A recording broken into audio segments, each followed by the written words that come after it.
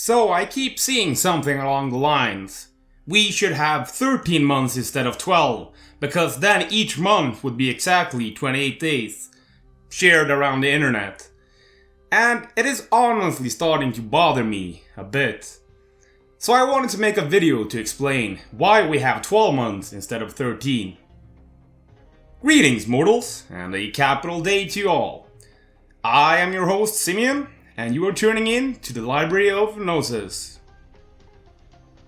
The choice of 12 months in a year instead of 13 comes from the solar calendar's alignment with Earth's orbit around the Sun, as opposed to the lunar calendar's alignment with the Moon's phases. Here's how it works. A solar year is the time it takes for the Earth to complete one orbit around the Sun. Approximately 365.25 days. To divide this period into months, we use 12 divisions, each averaging about 30.44 days. So you get that by dividing 365.25 by 12. This division is not perfectly even, so our months vary slightly in length, from 28 to 31 days, to fit the calendar into the solar year. In contrast, a lunar month is the time it takes for the moon to complete one full cycle of its phases, new moon to new moon, which is about 29.53 days.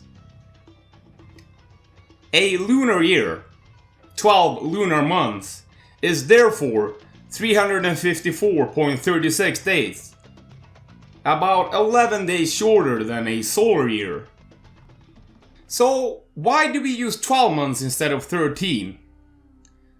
Dividing the solar year into 12 months allowed each month to align more closely with the solar cycle, maintaining consistency with the seasons.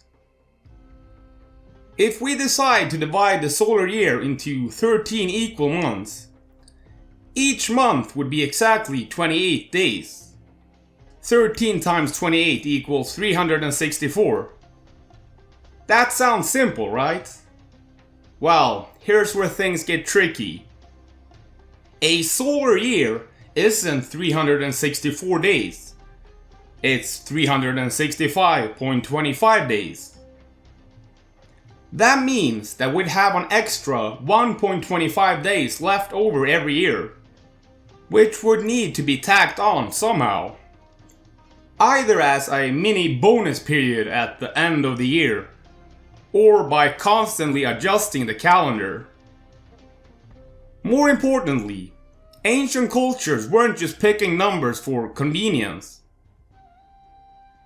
Calendars were vital tools for farming and seasonal activities, and a 12-month system aligned more naturally with the solar year and Earth's seasons. Ancient cultures that relied on agriculture needed calendars that matched the solar year to track seasons effectively. This was critical for planting and harvesting crops. A lunar calendar would drift out of sync with the seasons over time. The Roman calendar initially had 10 months, and later added 2 more, January and February, to align with the solar year.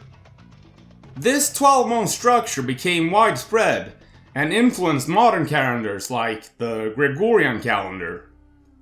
Why does a lunar calendar have 13 months?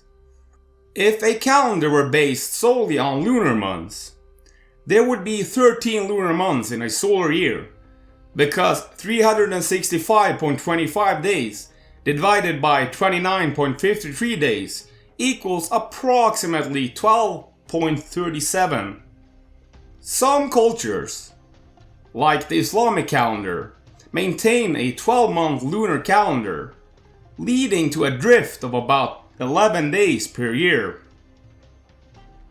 Others, like the Hebrew calendar, occasionally add a 13th leap month to reconcile the lunar and solar cycles. A solar calendar with 12 months aligns with the Earth seasons, while a lunar calendar's 12 months do not, often requiring 13 months to match the solar year.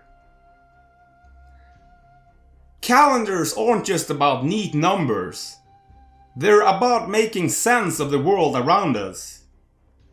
So next time you hear someone suggest switching to 13 months, you can share the real story behind your 12-month year. Time will pass and seasons will come and go. Roy Bean. Now, we are coming to the end of this season. I want to thank you all for watching. If you want to watch all my videos ad-free and have access to all my scripts, including sources, then check out my Patreon. Would you kindly? I will see you in the next video, mortals.